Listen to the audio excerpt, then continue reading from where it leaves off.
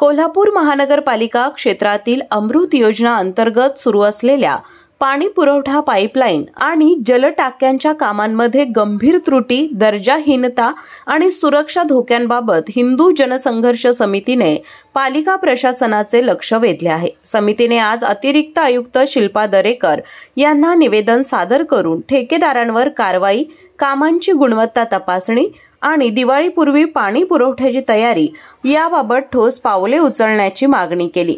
Atal mission for rejuvenation and urban transformation अंतर्गत कोल्हापूर शहरात जलटाक्या आणि पाईपलाईन बांधणीची अनेक कामं हाती घेण्यात आली।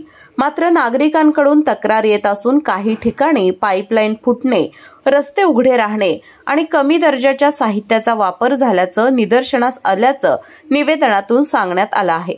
समितीने फुलेवाडी फायर स्टेशन दुर्घटनेचा दाखला देत अमृत योजनेतील बांधकामांमध्येही अशाच दुर्लक्षामुळे मोठी दुर्घटना होऊ शकते असा इशारा दिला आहे। म्हणून सर्व जलटाक्या आणि संरचनांची स्वतंत्र अभियंता समितीकडून तपासणी करून अहवाल जाहीर करण्याची मागणी करण्यात आली। तसेच प्रत्येक ठेकेदाराची माहिती, करार क्रमांक, कामाचा कालावधी, देय रक्कम आणि आतापर्यंतची प्रगती सार्वजनिक करावी असेही या निवेदनात नमूद आहे।